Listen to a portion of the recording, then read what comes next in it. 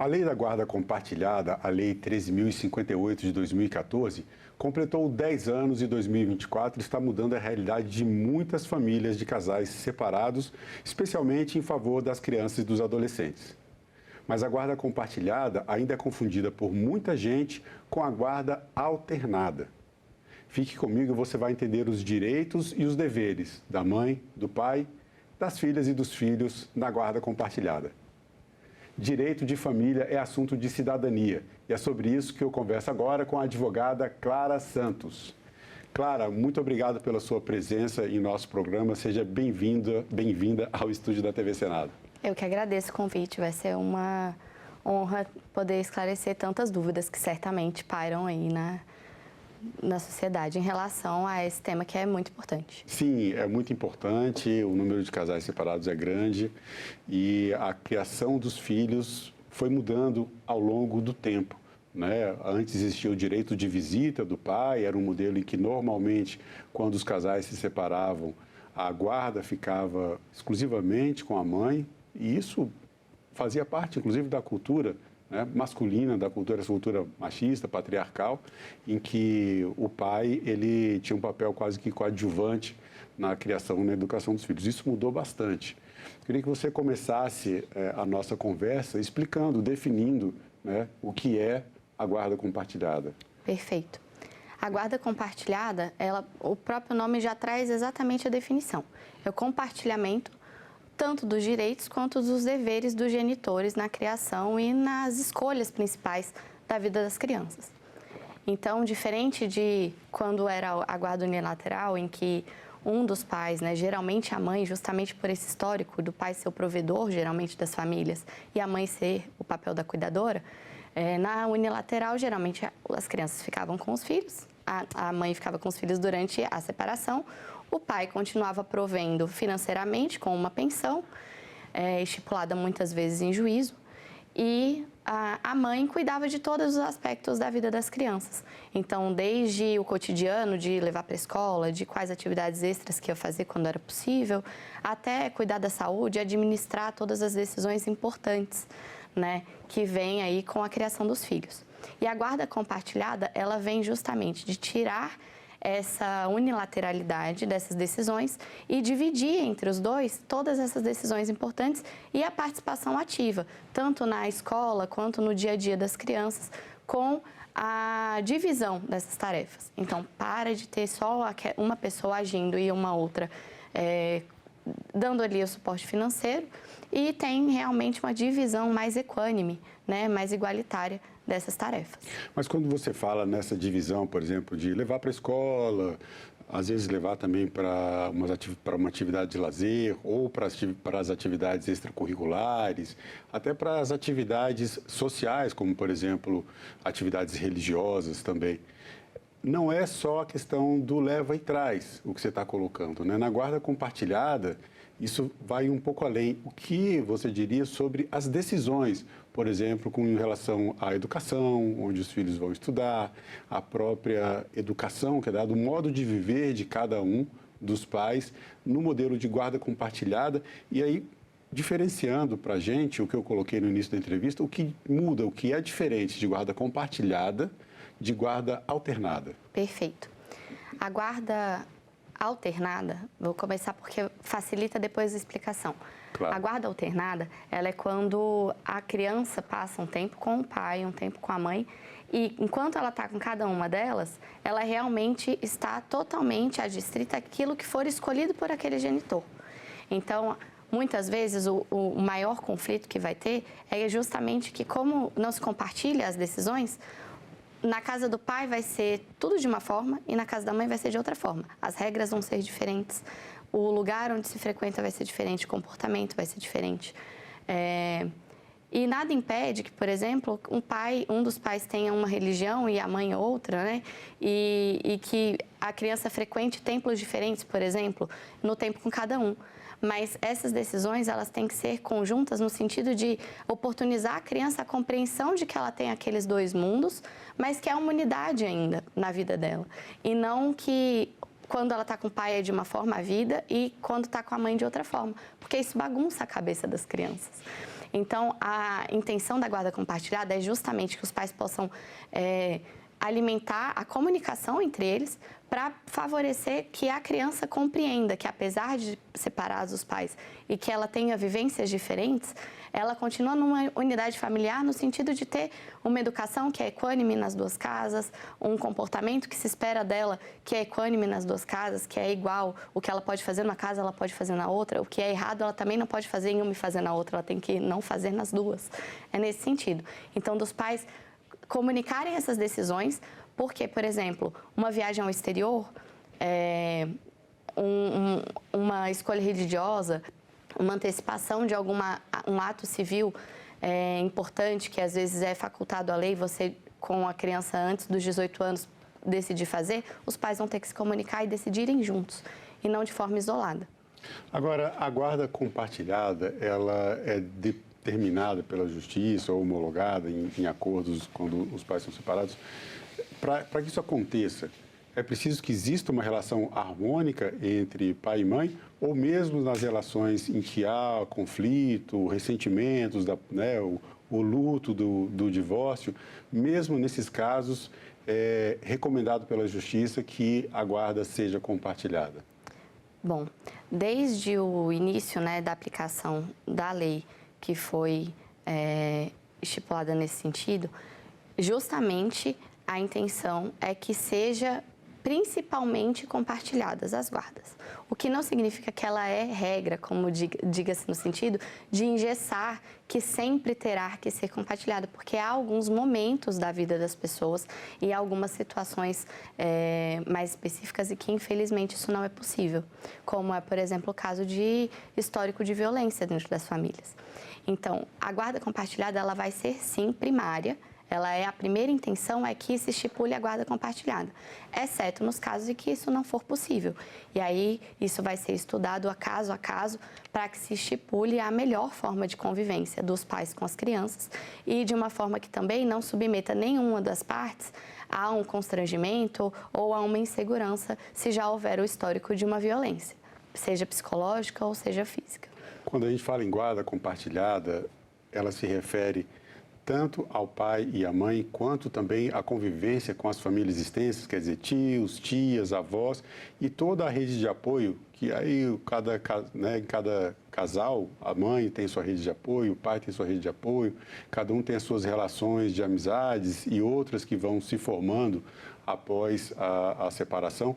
Isso tudo, quer dizer, toda essa convivência está incluída na guarda compartilhada? Sim. Justamente a lei veio para assegurar o melhor interesse da criança. E o melhor interesse das crianças é sempre ter o maior número de contatos possíveis, social e familiar.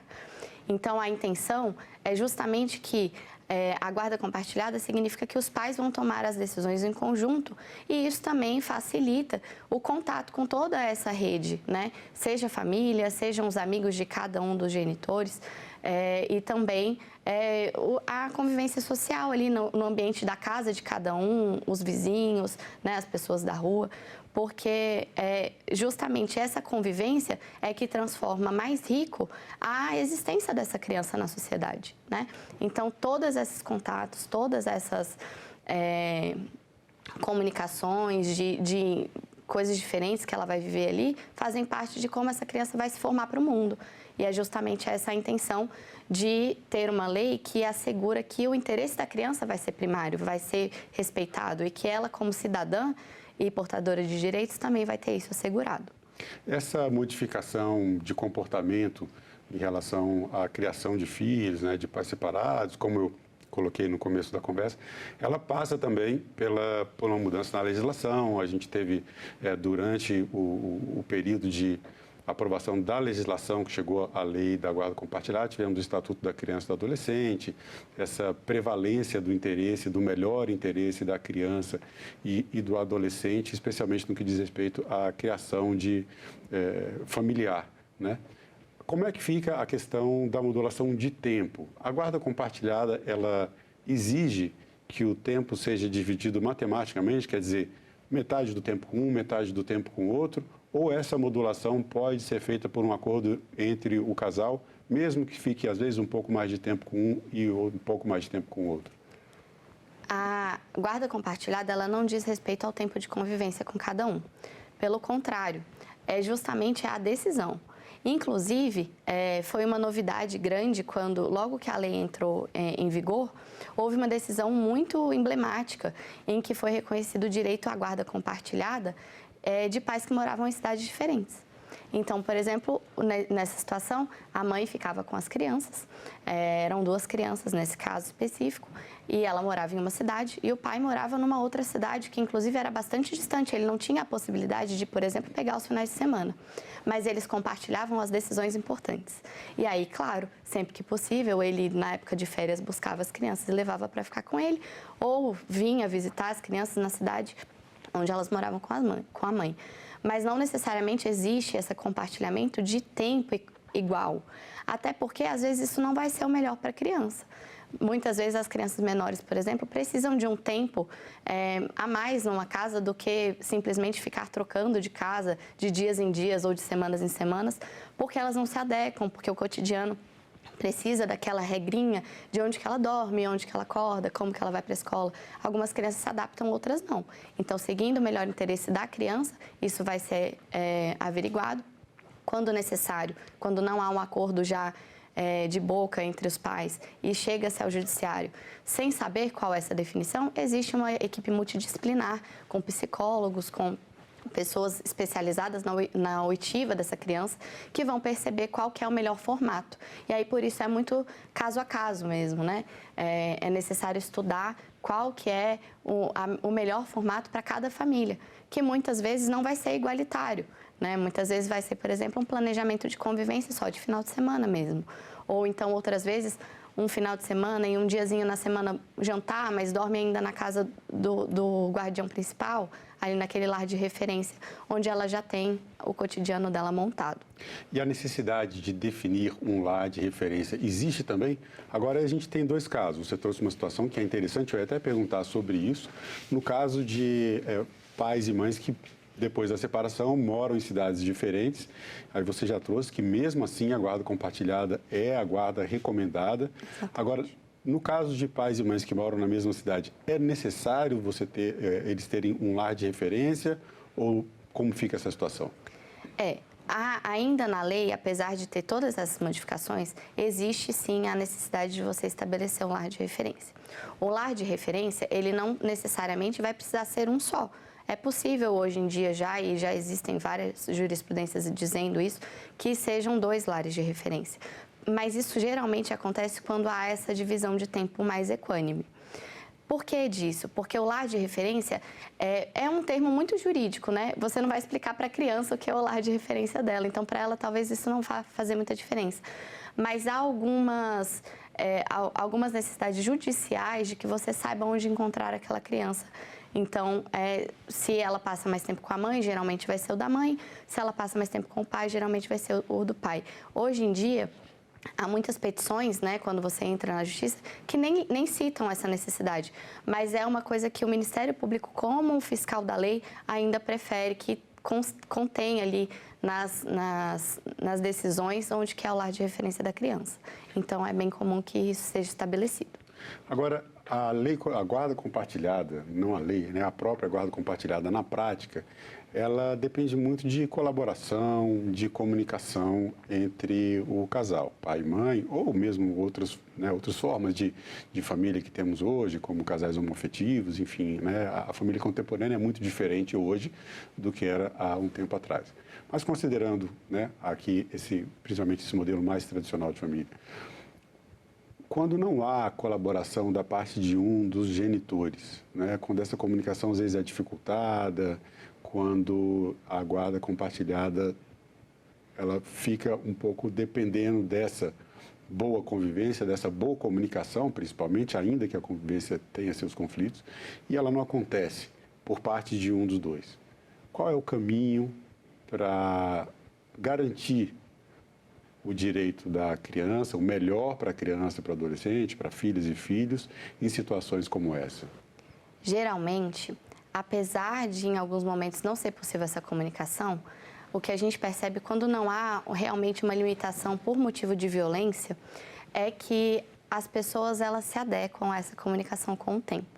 Então, no momento inicial, às vezes parece que não vai ser possível e que não vai acontecer nunca. Mas pela minha experiência, de 10 anos atuando nessa área e de muitos casos e muitas conversas com colegas, felizmente as pessoas costumam se adequar a isso. Mesmo assim, quando não é possível, o que se faz é encontrar um intermediador.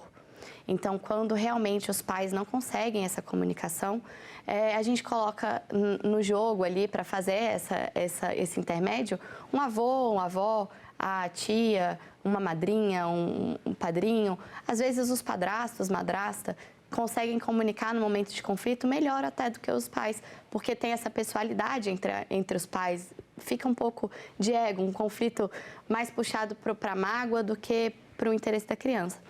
E você tendo uma pessoa de fora que não está tão envolvida emocionalmente, é claro que tem um envolvimento porque é a família, mas não necessariamente com essa mágoa, essa comunicação é facilitada. Então, num primeiro momento, é muito comum a gente apontar. Em acordo, principalmente, quando a gente consegue, por exemplo, uma mediação que leva a um acordo em que a gente não precisa de uma sentença, que o juiz vai dizer como vai funcionar, e algumas coisas ficam adstritas ali ao que as pessoas vão escolher no dia a dia.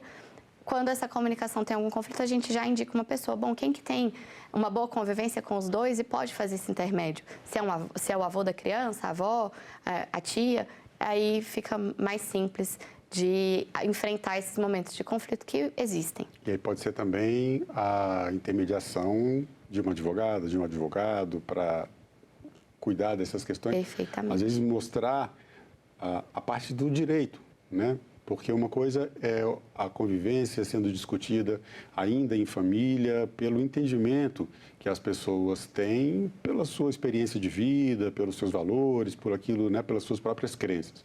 Outra coisa é o que diz a lei.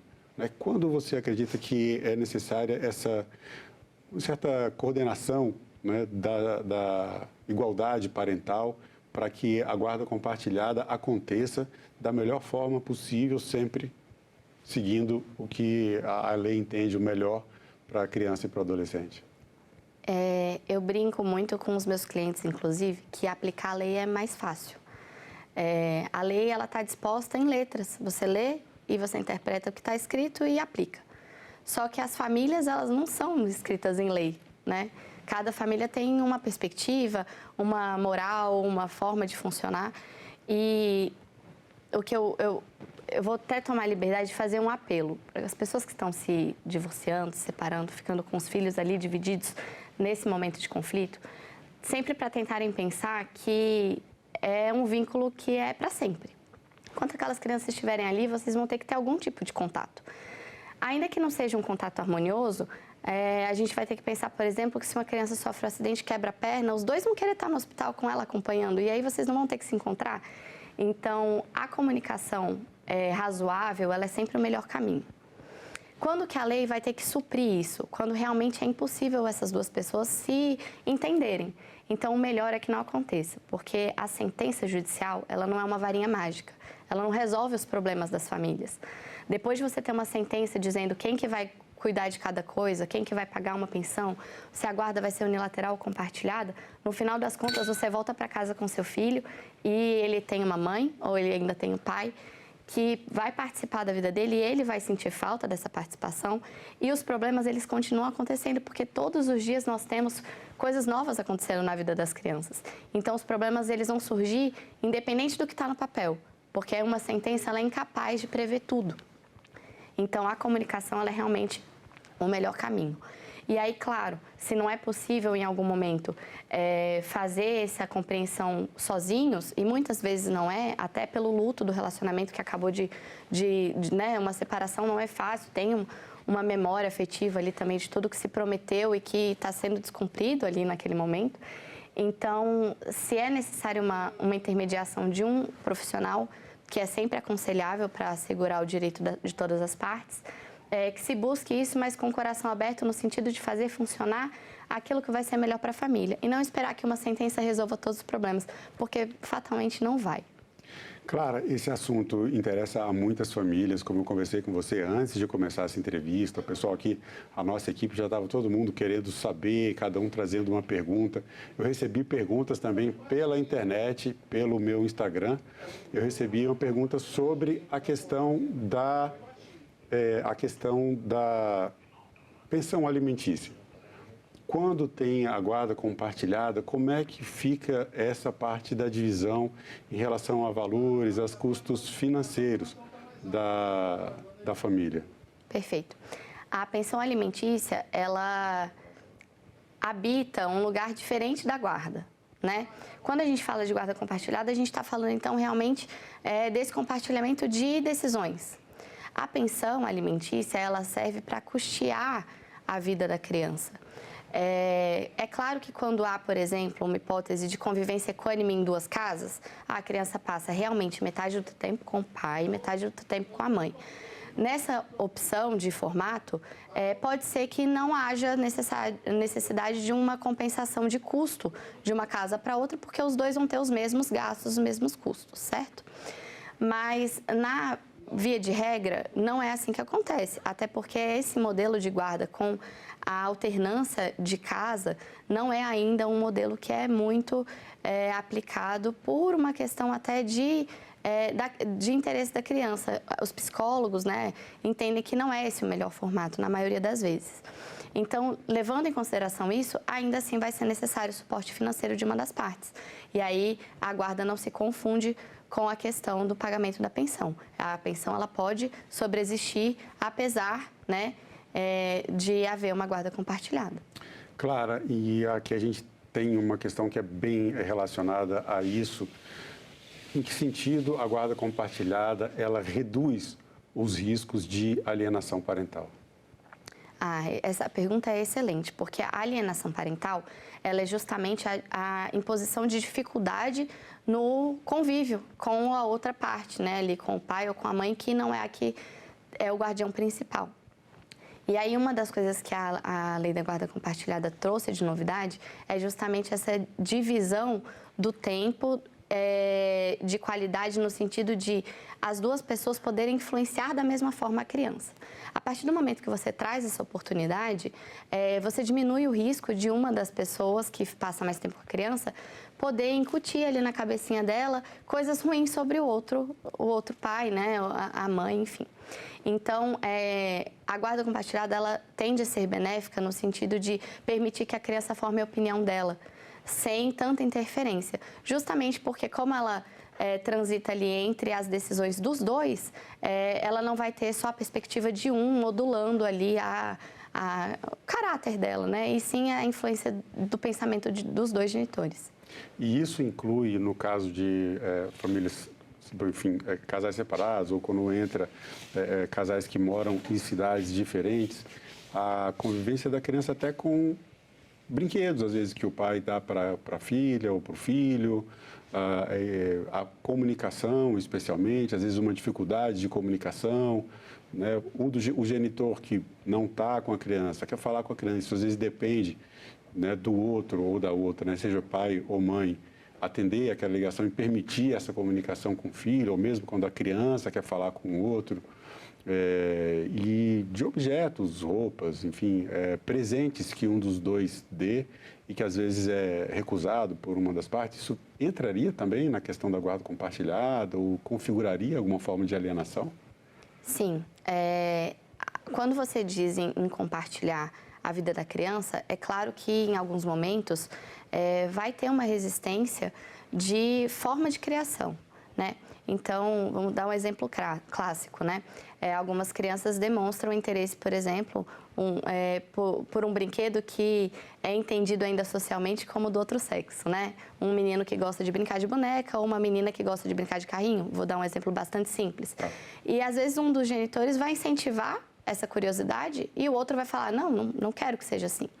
Bom, quando a gente está compartilhando o tempo e as decisões, é necessário que haja esse espaço de comunicação para que as decisões sejam respeitadas.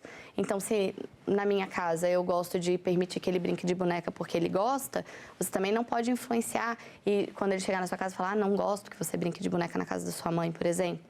Por quê? Porque você está incapacitando o direcionamento que aquele pai está dando, aquela mãe está dando. E isso pode sim configurar uma alienação, no sentido de, se é uma construção de uma nova pessoa que está ali, ela tem que ter disponível para ela os entendimentos das diferentes pessoas com quem ela convive, né? Principalmente dos pais, com essa liberdade de poder escolher, oportunizar ou não um contato com alguma questão.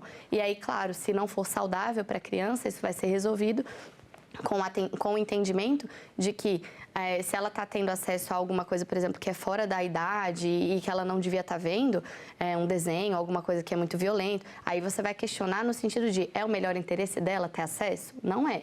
Então, aí você pode podar, né, com auxílio, inclusive, da justiça, se necessário. Mas, contanto que tenha uma normalidade nessas oportunidades, não há por que um dos genitores achar que tem o direito de impedir que isso aconteça.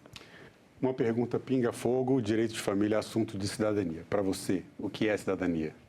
Para mim, cidadania é a oportunidade de poder existir socialmente da forma como a pessoa melhor se sente. E tendo todas as oportunidades de direito resguardadas para que essa diferença de ser, que cada um é de uma forma, seja respeitada por todo mundo. Clara Santos, muito obrigado pela entrevista, pelo seu tempo. Eu agradeço também o convite, fico sempre à disposição. E eu agradeço também a você que acompanha a programação da TV Senado. Assine o canal da TV Senado no YouTube, ative as notificações e acompanhe toda a produção do Poder Legislativo diretamente da fonte. Na TV Senado, democracia é todo dia.